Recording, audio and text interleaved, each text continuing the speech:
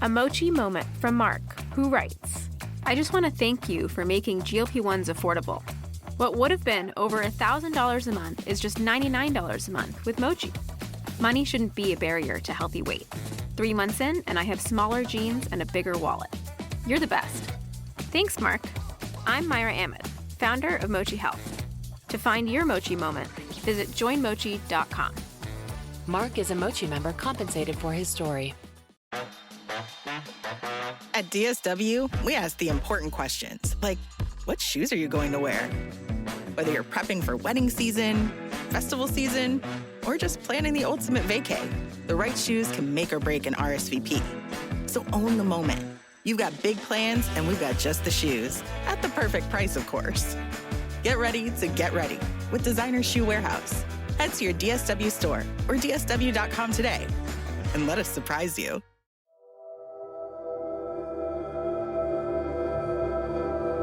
So we're back at Partners in True Crime. We have a very special guest with us today, Aphrodite Jones. And if you don't know anything about true crime, Aphrodite Jones was one of the OGs, the original gangsters in this genre. She was way ahead of everybody else with her books and her TV shows. And, so we've known about you for a very long time. Very excited to have you on the podcast. Thank you guys for having me on. I really appreciate it.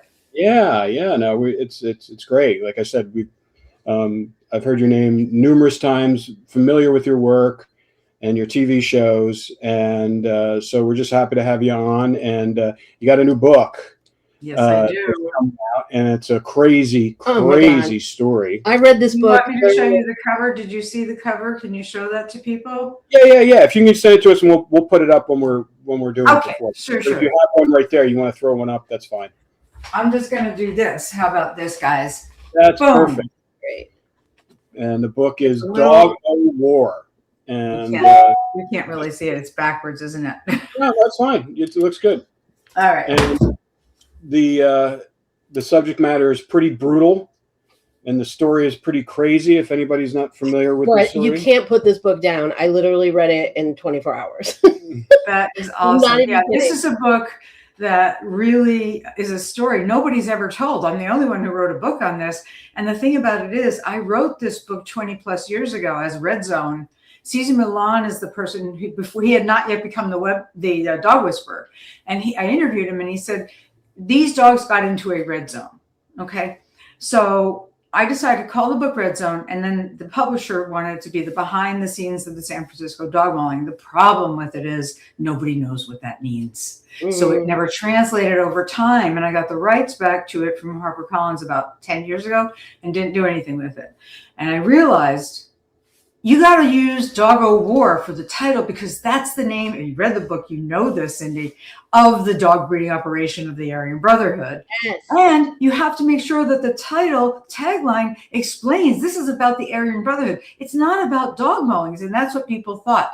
So big mistake on my part is that I decided to just take out some of the rabbit holes in the original book, which was much longer, because these two attorneys we're going to talk about not only were in a for people who don't understand the case, can you just kind of give us a sure case before we dive into the details of the book? You got it. It's fascinating. So you want me to tell? Yeah, go ahead. You tell us the basic facts of the case. Okay. So Diane Whipple, 33 years old, an athlete, a lacrosse coach, was killed by two very dangerous dogs called Presa Canarios. They're not an accredited breed by the American Kennel Club here. Those dogs originated from the Canary Islands in Spain, and they were in ancient times used to take down bulls. Spain banned that dog in the 1960s, as have many countries all over the world. But you can import the dogs, Presa Canario, to the United States. And the head of the Aryan Brotherhood, whose name is Paul Schneider, he lives in the Supermax prison, Pelican Bay, triple life without sentences. He decided he's going to start to breed this dangerous, vicious dog and make it as fierce as possible. And ultimately, how this wound up is two lawyers that became sexually, mentally, emotionally involved with this Aryan Brotherhood leader decided they would keep the dogs for him. I'll get into those background, but because they were keeping those two dogs Bane, who weighed 140 pounds, and Hera that weighed 100 pounds. It turned out that 240 pounds of dog got on their next door neighbor, Diane Whipple, on January 26, 2001, and killed her. And it was ultimately considered a murder because those two dogs were ticking time bombs. And the lawyers who fostered them, actually owned them, knew that. And then there's all the backdrop of the crazy. This story is super crazy. I think it's the craziest crime story that I have ever done in my 35 years doing books, movies, TV shows, everything. Nothing is as crazy as this, in my opinion. It's a rabbit hole. It's just like you're reading it. And you're like, what? That's all I kept saying. I kept going, oh my God, what is going on? What am I reading? First of all, the poor victim. I mean, I went to Dominican University in San Rafael, and I had friends and people I knew from St. Mary's College. So I knew people that knew her. She was very well loved and really well liked in that area. I mean, she was like a star. She was an athlete. She was amazing. The fact that this beautiful woman was taken down by these dogs was horrifying when it happened. I remember like everyone going, nobody could believe it. The internet at that time was not what it is today. So you couldn't just Google all this stuff. And, people heard about it. You heard bits and pieces of the story. It was on the news. It was a big deal in San Francisco, but people didn't really know this story until I read this book. And I just had no idea all the depth of what was going on here. I'd heard not about a dog mauling. That was Diane Whipple, slaughtered lamb in a scheme called Dog of War that was being run by the Aryan Brotherhood and the associates of the Aryan Brotherhood on the outside.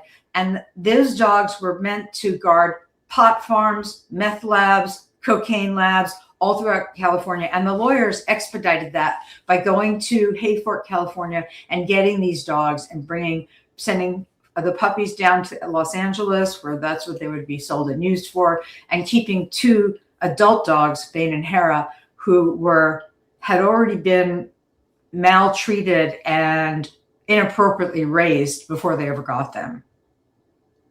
Well, that was the thing that when I started reading about Paul and how he would bring in these women that were vulnerable women that he would prey on, right? Here, I'm going to give you these dogs. Here, maybe you can start doing this for me. I love you. Take these dogs. And you got to wonder, what was going through these people's minds when they were taking these dogs in the first place. I would have been terrified of this dog. I've been to the Canary Islands. I've heard of this dog. I've been to the bullfights in Spain. This dog has a history of killing bulls. This dog should not be, this breed of dog should not be in an apartment in San Francisco. Exactly. And the thing is that just to give a quick backdrop, Paul Schneider wanted to start this dog breeding business with another cellmate who's Aryan Brotherhood. And they were able to convince a Christian church lady to become his pen pal and ultimately to go visit him. And she's afraid, but she does it and ultimately accept these dogs that are called Presa Canarios. She doesn't even know what she's getting. And when she gets the dogs, and by the way, Janet is her name, she went into witness protection because of the Aryan Brotherhood threats. I believe it happened. So Janet and her daughter, Daisy, accept two dogs who wind up having a litter. Those dogs started to eat the pens that they were being held in on the farm. They started to break through everything in the farm, destroying her farm. And she began to chain them to the trees because she didn't know what to do. And Schneider in the background's like, no. You're not treating, you need to give them better power food and vitamins and supplements and this and that. And Schneider did not like now. Meanwhile, those two dogs were killing her chickens, her livestock. They started killing her sheep. They were killing, and ultimately they killed her daughter's cat. And that's when her daughter said, Mama, I don't want these dogs here anymore. But the interesting thing is that Marjorie Knoller and Robert Noel, Schneider's two attorneys, at his beckoning, went to Hayfork, to Janet's farm, and got these dogs. And before they took them away from Hayfork, they had a veterinarian there. They wanted to get a blessing. And Dr. Donald Martin, the letter he wrote, which was entered into evidence later, said, these dogs are not fit to be around humans, no less to be brought into the city of San Francisco. So they had been warned. And they knew these dogs had tasted blood, a lot of it. And yet they bring them to their apartment where they are now frightening people all throughout the city of San Francisco, but nobody's putting the dots together because it's happening in one dog park and then a separate dog park, and on the street, the mailman is using his metal cart to fend off the dogs. They're, again, 240 pounds of dogs, and they're brindle and they're large. They're like a Mastiff and Pit Bull on steroids put together. And, there are people who have nice press at Canarios. I am not blaming the dogs. However, no, it's not the dog's fault. It's the owners. They were trained to kill. So can we go back a little bit? They weren't trained to kill, but they were killing. And once the dog, this was where Season Malign came in. Once the dog has that killing and blood, it doesn't go away. It's a red zone. Yeah, it becomes instinct. Okay, well, explain that for a minute, because that's something interesting. Because we're always thought these dogs are trained to kill, and that's why this happens. But no, that's what I'm explaining to you, is that they were mishandled by Janet, the church lady who was raising puppies.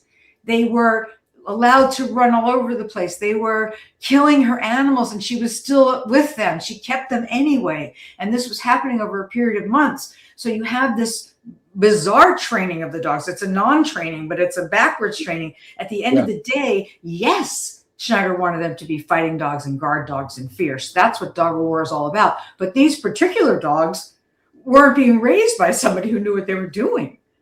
Right. So that's even more dangerous. It's more dangerous. It's more dangerous, because then they're going into what Caesar's calling this red zone, which is a killing zone, and they can't come back from that. And it's not their fault. You can't come back from that once you've tasted blood with a dog. No, these are animals after all. They're not domestic until you domesticate them. And Janet didn't do that. Poor woman didn't know how. No, she didn't know how.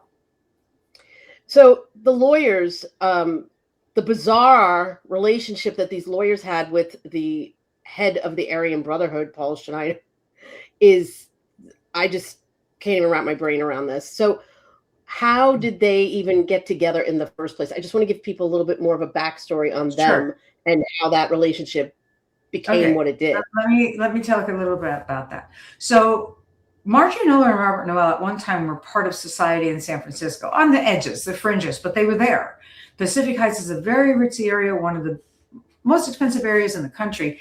And there's Billionaires Row there. So the Gettys, Ann and Gordon Getty, live there, and others. And they would be invited. They'd go to the Gettys for the fundraisers, and they'd go to the Opera House for these. And you see the picture of them in the book in black ties. So you see they were at one time one thing, and then they go to the dark side. How does this happen? So Robert Noel was very arrogant and snide, and at one point at a Getty function, he turned to other people and said, if Ann Getty's so concerned with the homeless, why doesn't she just open up this mansion to them? Just snippy things that made people in society want nothing to do with them, and ultimately they lost all their clients, and now they decide if they get this opportunity to represent a prison guard from Pelican Bay, Supermax, while they're in trial pertaining to the guard from Pelican Bay. One of the witnesses is Paul Schneider, one of the leaders of the Aryan Brotherhood. And he's a good-looking guy. He's 35, strapping, 36, built. They called him Corn-Fed. That was his nickname because he was so well built. And they fell in love with him. Robert Noel later said he's a stand-up guy. Yeah, he was serving 3 life sentences. He stabbed one of his attorneys in the courtroom when he was keeping a shiv in his leg. I mean, this is not a stand-up guy, but somehow they become enamored with him. And again, the way he kind of put that church woman under his spell, they became also under his spell, but willingly, because Paul Schneider loves to use the law in the law libraries. And even though, especially he can get out of the SHU, the security housing unit, by doing that, because he's locked 24 hours a day. He can't get released. And so he's now realizing that I can help you with other, people in the Aryan Brotherhood that are my cellmates and inmates here that need to sue the California Department of Corrections. And Noel and Noller thought, hey, we've hit the jackpot here. We go after California Department of Corrections, millions and millions of dollars can be given to us. So that's how that started. And then it turned into something really weird. Yes, really weird. So, I mean, it seemed like, it became more of a relationship between the 3 of them than a professional relationship. More Correct. of So it's both. It was both. It was see both. The communications back and forth. So they fell in love with each other and wanted to be married and have sex and all of this. And in the meantime, getting back to the murder of Diane Whipple, that was not considered a murder initially. It was an accident. No one would think that these dogs that are living in an apartment complex are going to be killing somebody. So as the news starts to air about the dogs and what happened to Diane Whipple and these people, and you're seeing it all over the local news, others are recognizing, I know those people, I know those dogs. And they start calling into animal care and control and the San Francisco police. 40 different incidents had occurred with these dogs, whether or not they hurt other dogs, whether or not they lunged at a child, lunged at a neighbor. There was a moment where I said a mailman had to use his metal cart to keep the dogs off. And at one point, Bain, the male, actually severed Robert Noel's finger off. And yes, and Marjorie had to take her husband to the hospital. He was hospitalized for 4 days while they reattached his finger. So they knew what they had. But they also like to think these were nice dogs and these were their children. So there's that other bizarre element in here. And Cindy, I think you know what I'm talking about. No, it's disgusting. It's really gross. This gross. I mean, we can't say for sure it happened. The prosecutor talked about the blurring of the lines between man and animal. What I can tell you is that they both bragged to Paul Schneider that this was something that they were doing. In other words, some kind of bestiality. We don't know if it was just to get him more hyped up, if it actually happened. There is a picture of Marjorie Noller nude, bending down next to Bain. But I don't think, it did never get entered into evidence. You'll never see the picture. And again, we don't have actual proof, except once the CDC started working with the police from San Francisco and the DAI investigators, from the DA's office, they were able to get a special master into Schneider's cell and determine that all of the mail he had that was considered legal, confidential mail could be opened. And it was when they opened all that mail that they started to see this bizarre scheme, and also the fact that Noel and Noller were helping perpetuate the dog of war profitability scheme. And so they were now associates of the Aryan Brotherhood. They were not just friends and the other weird thing is that happened right after Diane Whipple was killed. Robert Noel and Marjorie Noller decided to trek up to Pelican Bay, the gates of Pelican Bay. Now that's in Crescent City, California. I was there, which is on the border of Oregon. It's a nowhere's man. Okay. Yeah. And they held, because the media is following them around, they held a press conference in front of the gates of Pelican Bay to announce that they have adopted the inmate, Paul Schneider. Now, they didn't explain he's Aryan Brotherhood, but it certainly tipped people off when the investigators were looking at this and understanding, whoa, Pelican Bay, inmate, what? And that's how this all started to unravel.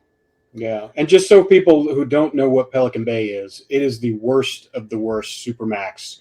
I've actually been there. I did a series called Lockup. It's like it's where they put the most heinous criminals. Right, Rob. And I've been there too. And I will say this, of all the heinous criminals that are there, Paul Schneider, you have to go through metal after door after this. And at one point, to get to the security housing unit there, you are walking in what they call no man's land. There's all this land, it's tarred all around the security housing unit. I don't know if you've ever seen black top tar that has like a sparkly silver throughout it. You know what I'm talking about? I don't know what you call it. But when you're walking on that for a long distance, it feels like they call that no man's land. So in other words, he's not getting out. He is in the worst of the worst of the worst of all of it. All right. And he's never getting out. But somehow Marjorie Noller thinks she could get him out. Yeah. Well, I think it's interesting in that they were using the attorney-client privilege to be able to use the mail as their kind of pipeline to communicate for this criminal endeavor. Right. Exactly. They have to look at all the other people's mail that comes in and out, but if it's an attorney, they can't. Exactly. And he was also writing in like symbolic runic code. He was writing in code. She was writing sometimes in French. There's all kinds of bizarre things. Robert Noel signs off in German. They're clearly part of the scheme. They become part of the scheme.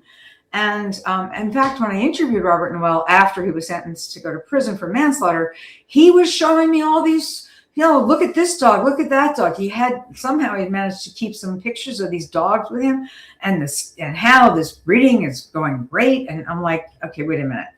Diane Whipple was killed.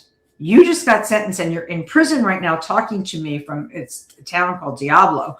Perfect for him. And you're telling me about this dog scheme? Like, did anything register with you with the trial, insane?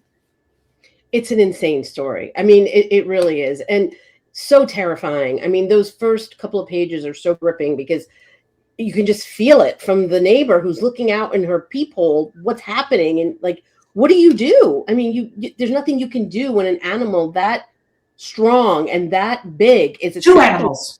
Two of them. That's what I'm saying. I mean, what could have that woman have done to help? Nothing. Nothing. Here's the thing. Marjorie Noller initially told police who were on the scene that Hera had nothing to do with the attack and said she was only tugging at Diane's pants. What? Diane Whipple was stripped nude by those two dogs, nude, and had 77 bite wounds throughout her body. Now, Noller is saying Hera was at the pants. The pants have been ripped off completely. What part of Hera was part of this killing do you not get, right? Yeah. But they were so adamant and so arrogant that Bane was destroyed and euthanized immediately because Marjorie blamed the killing on Bane, the male. Hera was kept at the Animal Care and Control, and there was a dangerous dog hearing, which in San Francisco, the Animal Care and Control are law enforcement. They can carry guns, they have courts, etc. And a hearing was heard. And that's when a number of the people who had these incidents with those dogs, Bane and Hera, were testifying. And Noel and Noller had the audacity to just call them all liars. You're liars, you're liars throughout this hearing. And ultimately it was determined that, Hera wasn't going to be allowed to be back in any apartment of theirs or anywhere else. So that happened. But the other thing that happened is that they went on Good Morning America, Robert Noel and Marjorie Noller, and were asked by Elizabeth Vargas, do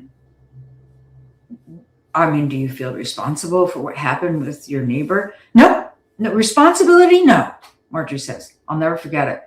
The two of them actually, by the time the interview was over, blamed the victim, said that Diane Whipple must have been wearing some kind of perfume that attracted Bane, or Diane Whipple as an athlete was using some kind of steroids that attracted Bane. And they demanded that her medications and her perfumes be taken into evidence. It's insane. They're doubling down. And they're trying to keep their dog who was involved. Vicky Golbeck, who was one of the heads of the Animal Care and Control, became close with, said, if I had a dog who killed a human being, I'd be afraid of that dog. I would not want that dog anymore. Mm-hmm. I wouldn't wait for other people to put that dog down. Exactly. But they wanted to bring her home because she's innocent, because they're crazy. Listen, that's a common thing that happens with the accused. They start shaming the victim. Right. Of course. I get that. But when you have somebody who's murdered, and here's the other thing. So what brings on the attack of Diane Whipple? Some few weeks prior to the attack, the lethal attack, Bane bit Diane on the wrist, but she had her sports watch on. And so she calls her girlfriend, her partner, Sharon Smith, to have her come running home from work because she's freaked out. I'd be freaked out too if a 140-pound dog jumped up and bit me. Oh. And it just so happened that because of her watch, there was no puncture wound there. It just looked pink and red. So Sharon said, basically, leave it alone, we'll stay away from the dogs. From that point forward, Diane Whipple was deathly afraid of those dogs, as anybody would be. And as you guys know, dogs sense fear. Mm-hmm. Oh, absolutely. And plus, Bane already went for her now once. They're next door to each other in a hallway. So now, on the day that she was killed, Marjorie Noller's taking her dogs without leashes outside into the hallway. What? These dogs needed muzzles. These dogs needed, what do you call those things you put on the back that hold them back? Yeah, Harnesses. Yes, thank you. The steel prong ones. They needed the steel prong ones. They should have been never allowed to live in the apartment. And here's another thing. Robert Noel and Marjorie Miller knew their dogs weren't supposed to be in that apartment building. You could have a small dog, you couldn't have any big dog, and you couldn't have more than one dog. But what did they do? They look similar because they're both the same breed, brindle coat. And they would take Bane out separately and then take Hera out separately initially. So they're getting around the system. And then what happened was people started realizing that, and they knew Robert Noel and Marjorie Miller will file a spurious lawsuit, a nonsense lawsuit over anything. And so that's how they intimidated everyone even before they got the dogs. So I'll give you the example real quick.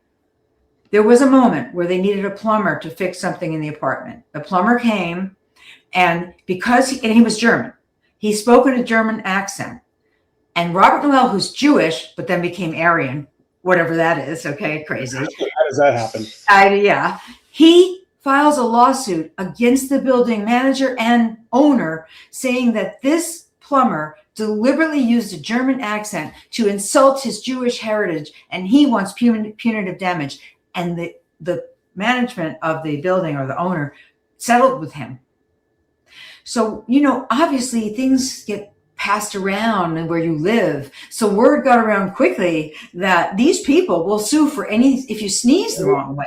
So nobody's reporting. They see now it's two dogs. They see it's scary. There are other people who had incidents with the dogs in the building, but they don't want to say anything because no one actually there was no skin broken. There was no, you didn't have to go to the hospital. It was a nuisance, but it wasn't a crime yet. It wasn't a crime yet. It was a frightening thing. It was more than just a nuisance. Diane was scared to death of them for good reason. The gall of them to flip it on the victim is just unbelievable. I mean, that part was just enraging reading that. I said, I just can't even believe how they were adamantly blaming Diane for what happened. And it's infuriating when you're reading it. So she says I believe it's on Good Morning America, or it was on 2020. They went on both these things early on. She says, I don't know why Diane didn't just go into her apartment and close the door. She says, I would have. Are you kidding me? And Marjorie Miller, this is how evil she is and twisted, literally walked over Diane Whipple, who's still alive, has been completely destroyed by two animals, but is gurgling and pulling, trying to pull her way toward the elevator, toward anything. Marjorie Miller actually steps over Diane Whipple to get her keys and go back and take her dogs into her apartment because it's more important about her dogs. They don't even care. Robert Noel writes a letter to Paul Schneider on that day saying this: Bane is dead, as is one of our neighbors. Okay? I mean, digest that for a minute. You can't. It's just not, they're completely crazy. I mean, there's something seriously wrong with these people. So as it turned out, Robert and Marjorie were updating Paul with constant, we're feeding them the steroids, we're feeding them this, we're feeding them the best meats and this and that, how fierce they are, and bragging about they frighten this person or they're fierce, and their El Supremo Bane is the centerpiece of the dog war operation. All right. He's going to be the centerpiece.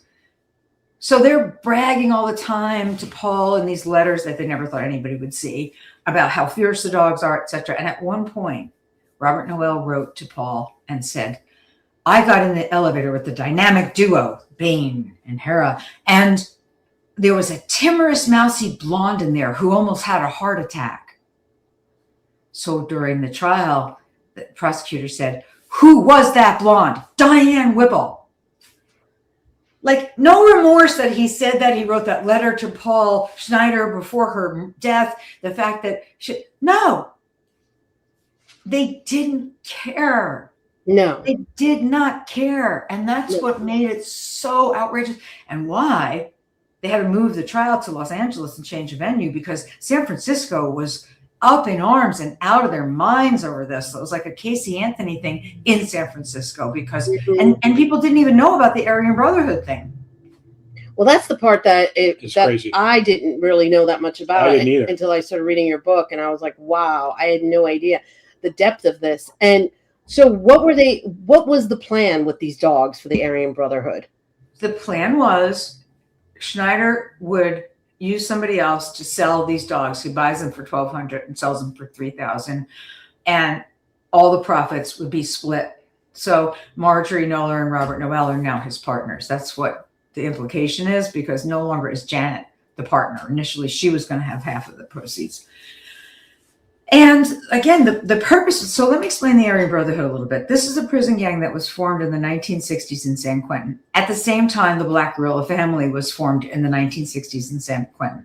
Their prisoners naturally segregate themselves. I'm sure you know this, having been in Pelican Bay, right? In San Quentin. And San Quentin. There you go. So, but while they use the ideology of, white supremacy and, let's save the world for the white children. And, there's Nazi tattoos all over them, swastikas and weird tattoos that signal Aryan Brotherhood, one of them including the number 666. All of that is going on. But what's more important to the Aryan Brotherhood, and especially Schneider, is the money aspect. They're basically a criminal organization that are operating from the inside of Pelican Bay. So in other words, the associates who get out, the Aryan Brotherhood has a blood in, blood out policy. You have to kill someone to get into it. And if you leave, you're going to get killed, right? So whoever gets out and is part of the Aryan Brotherhood are now, they've got they deal in drug trafficking and sex trafficking. That's what's important to them. The money, the power. And so these dogs were supposed to be guarding those kinds of operations, and Schneider was going to be selling them to all his associates and the members of the Mexican mafia, the Latino, La M, which is the Latino crime gang prison gang. And these dogs did go. 2 people in the La M, the Mexican mafia in Los Angeles. Nola expedited that when they went and took the dogs from Hayfork. All right. So they did land into the hands of Aryan Brotherhood associates, the puppies, and Nola had the 2, most important dogs. So there you have that. It's crazy. So those 2 dogs that they had, were they just breeding those dogs, or what were they doing with those dogs? No, they weren't. They were just, they thought these were wonderful dogs. There's these, as I told you, letters that indicate that they want them to be strong and fierce, but at the same time, they love the dogs and they're maybe having sex with the dogs. We don't know, but it's like, what? No, it's disgusting. So there's this dichotomy as well with how they're dealing with the dogs. And remember, these dogs are frightening all these people, and Robert Noel's bragging about it.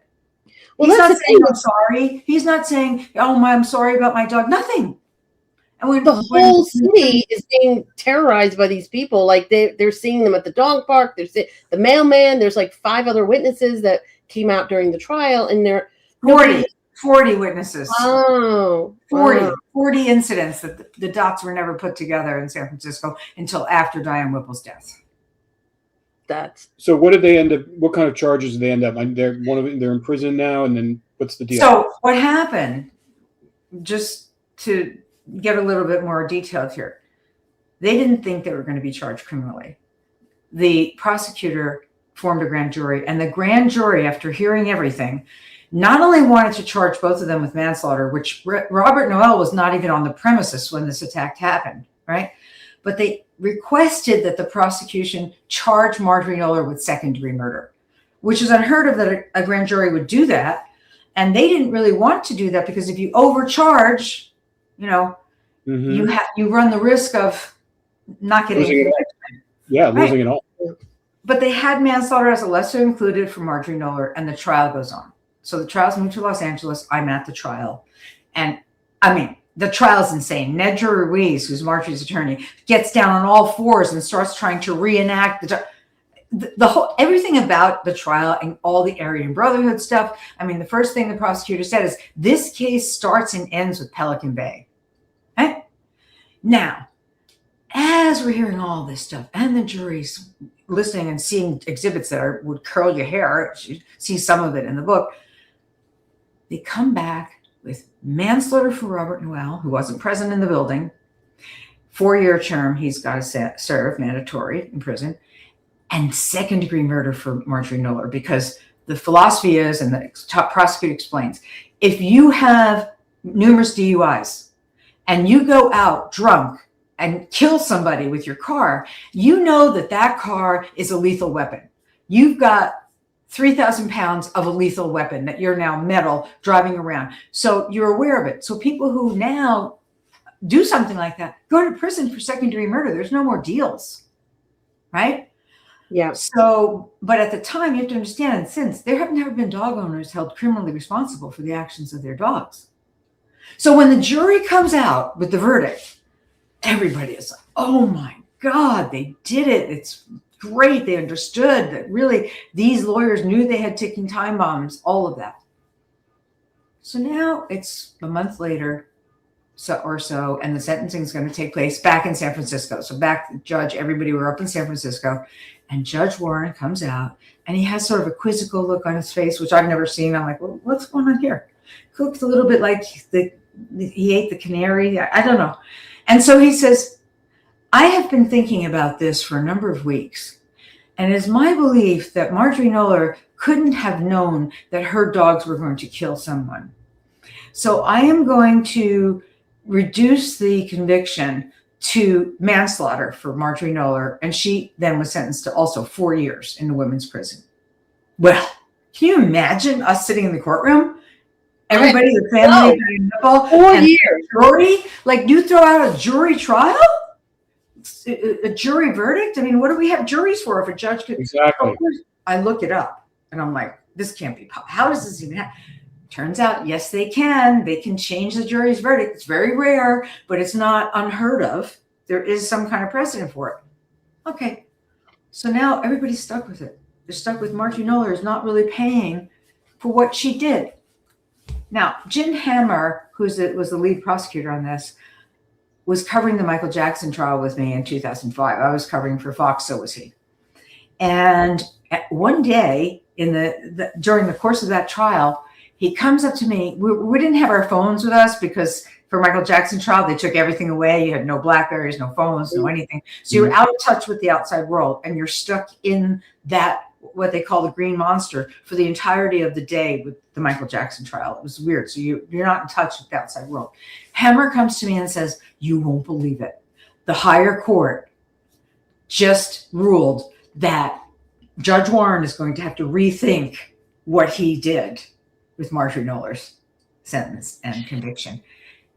And Warren changed it back to second-degree murder. And Marjorie Knoller, who was now out, had just gotten out and was living in hunky-dory with her parents in Florida, was clawed back to San Francisco, to California. And she's been in prison ever since. And she just lost yet another attempt to get probation in February of 2026. Good. Because nobody is going to let her out. Because remember, she's still an associate of the Aryan Brotherhood. Yeah. Oh, I'm sure on the inside, more so ever. Who knows? She ain't getting out, but she thinks she is. She thinks she's getting out. She also thought she was going to have Paul Schneider out, and they were going to live in a fairyland forever and ever, and have, a menage a trois and whatever else. I mean, insanity. Total delusion and psychosis on a new level. Paul Schneider was definitely a master manipulator, I guess. But you would have to be at the top of that food chain in the Aryan Brotherhood. Correct. And he was one of the leaders. When you say that leader, there. Now, once this came out, and Paul Schneider agreed to do an interview with Rolling Stone magazine, and when that came out, the Aryan Brotherhood went against him because now he's outing the Aryan Brotherhood in this whole thing, and they don't want to be known. So he literally had to get transferred out of state and be under some kind of witness protection within the prison system because they put a hit out on him. So that's what happened there. And at the same time, what I do want to say here that's important is that I met a lovely Prussia Canario. All right. And there's a picture of that dog in the book. This is not the dog's fault. As I said before, this is the people's fault who this whole scheme blew up. And it's just a devastating story. But I want to say this. 2 important things happened based on what happened to Diane Whipple. So her death was not completely in vain. One is that Governor Gray Davis, governor of California at the time in 2001, closed a loophole in the law and made dog owners criminally responsible for the actions of their dogs. So that's new, or it was new. And, I don't know that anyone has gone to prison for that. No, yet, but it's there. And the other thing that happened is Diane Whipple's partner, Sharon Smith, wanted to file a wrongful death suit against Noel and Noller because of their negligence. And she discovers from her civil attorney that there's no provision for that for a gay partner to file a wrongful death suit. So within months of the killing, by the summer of 2001, there was legislation passed that a gay partner can file a wrongful death suit. Okay. And that was a precursor to gay marriage being accepted legally in San Francisco and elsewhere. So important legislation happened as a result of the killing of Diane Whipple. And you can't forget that. It's such a tragic story. The poor really woman. Horrible. I mean, your heart breaks when you look into this story. It's just her poor, it's just awful. And her poor partner, I can't, it's just a horrifying story. And it's like your worst nightmare. I mean, I'm running on my path here in Southern California, and there's a guy that's got this massive pit bull that he's not able to control. And it scares us all. We're all scared of that dog. And I love dogs. So you know per firsthand what I'm talking about here. Yeah, it's frightening as hell. Love dogs. I mean, so scary. Well, that's a sweet dog. I have a Dachshund. He's as sweet as can be. We love dogs. Here's the other thing. You don't want to be afraid of them, No, you don't want to be afraid of them. But if a dog has tasted blood, and if a dog is in the red zone, then you should not be keeping that dog. It's like we see on Judge Judy, where she's always talking about pit bulls, and there should be a law saying that dog has to be taken out of the city, at the very least. Whether we don't have that law per se, but I think people have become smart enough to realize we got to watch what our dogs are doing. Yeah. I mean, dogs are only as good as their humans, that treat them and train them. I mean, obviously, you talked about, Cesar Millan. I mean, his psychology center is literally 2 miles from where we live. So it's like, and our business partner did the dog whisperer. So it's like, so we. Oh, wow. Interesting. Yeah. So, and I've had dogs my whole life, and it's not, and we used to rescue pound dogs, and you get a dog that's damaged. Like we brought a dog in, a German Shepherd that was full grown and had an abusive household, and he didn't like anything in uniforms, like the postman or a cop would come to the door. Forget it. Anybody wearing a hat, didn't like them. Most grown males he didn't like. Like my dad, we had to get rid of the dog because my dad couldn't even raise his voice in his house because he would protect the kids and my mom. Like he would go get nasty. He'd go from being a very docile, loving dog to flip the switch, and my dad couldn't even go. He couldn't even be in the house. Right, so and when that kind of thing happens, and what's so weird about this too is that somehow or another, they think these are good dogs. And there are moments they're manifesting, imagining that Paul Schneider is already with them. So when they're going to restaurants with the dogs sitting outside, the dogs are out on the cement sidewalk. They literally had the waiters set a place setting for 3 so that Paul Schneider was there with them in spirit. It's just, I wonder if anyone has analyzed their behavior or psychosis and if they're narcissistic personality disorder. Well, for sure they're narcissistic. I mean, they were nasty to people. They were insulting people. It was a constant thing. You'll see some of the response from people in Del Norte, which was the county where the original trial was held, the Pelican Bay Guard. I mean, what kind of arrogance these people had and who they thought they were. And Robert Noel was very sick about the dogs. He kept bragging about the dogs' balls, that they're big. And it was insane. He's writing this in letters to Schneider. I can't. Throw up. It's gross. It's so gross. But we did work with Laura Brand, who's a serial killer whisperer, and she goes in the cage with serial killers, and she has been studying them for a very long time. And there's different levels, obviously, of this narcissistic personality disorder, psychosis. But it'd be interesting to see what these people had, like, because this story is so sick. Like, I did not know that these two people were this deranged. I had no clue. Well, that's the thing. And so, the pictures tell a story and the drawings as well. In the original book, I didn't include all of them because the HarperCollins was concerned about issues. I included them because I think people need to see what is being talked about to believe it. Because honestly, it almost seems like this thing can't be real. No, right. I mean, you can't. I mean, this is it's something you would see out of a Netflix crime series that, kind of a mix of Ozarks and something crazy. Right. It's so insane. And the fact that it has connections and tentacles inside the prison system and how it was born makes it even more nefarious and disgusting and horrible. Absolutely.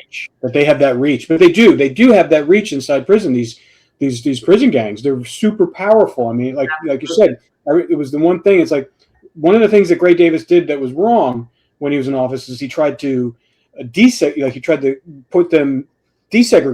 He didn't want to segregate them. He segregated, and it was the worst mistake he did because they started killing each other. Because it's like a John Carpenter movie. You go in there, if you're white, you go with the Aryan Brotherhood, or you have to, if you're black, you got to go with. Of course, that's how it is.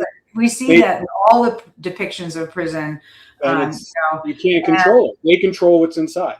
Right. And they control what's outside too. That's the thing. That's the thing. It's crazy. And most importantly is not to forget that Diane Whipple lost her life because of this. And it was so unnecessary and such a tragedy and so frightening and preventable. Preventable. And that's the thing. Had anybody in the building reported them for the incidents that happened with these dogs, including the mailman, including David Moser, any of these people, had they reported it, there would have been an investigation. These people were not supposed to even have those dogs, period, in that building. Yeah. So, but hindsight is 20/20. People were afraid of them because of the lawsuits. Absolutely. Well, it's the cautionary tale for anything that significant happens like this, horrible like this. It's usually, unfortunately, Miss Whipple, she's unfortunately the poster child for all of this, and thank God, legislation has happened because of her tragic demise. Yes. So it doesn't happen again, because a lot of times it doesn't. These things happen, and then it's just checked off, and people go to prison, and there's nothing that happens afterwards. Right. Well, that is why I decided to reissue the book, because I want to make sure that people do understand what's going on. I mean, a lot of people are into true crime right now, whether it's fictionalized or real, and they're not really thinking about the true dangers and the true mechanism of what's really RICO. It's a racketeering organization of these gangs, absolutely. The Aryan Brotherhood. I mean, nobody really thinks about that, but that's what's happening. Sure. Oh, it's happening all over the place. We the RICO charges that we've seen for people that we couldn't even believe. We were shocked by a lot of it. Well, this is great, Aphrodite. Thank you so much for coming on. It's been so great to see you. And you can get Aphrodite's link will be put in the show notes for her book that's going to be on Amazon, and you can read it. It'll be on Amazon as of next week. Just so I don't know, when are you running this show? We'll run it next week. Next week. Okay, great. Sure. So if you're interested in getting Dog of War and finding out about the Aryan Brotherhood, the book will be available on Amazon starting April 14th. And I am hopeful that it will become a bestseller. Definitely check it out. I read it literally in 24 hours. It's really well written and well researched, and Aphrodite has a really great narrative voice, so I would definitely check it out. Thank you. And also, by the way, just one quick thing. if for any reason you can't seem to get it through Amazon because there's been a quirk about the book, go through my website, aphroditejones.com, and the book page, you just click on it and it takes you right to the book. So that's another way to get it, because there have been some issues because of the racy material inside the book. So I've got to alter that a little bit. It's tough telling the truth, isn't it? It's tough telling the truth. It is, especially this truth. Yeah. Exactly. Yeah. Fantastic. All right. Well, thank you so much, Aphrodite.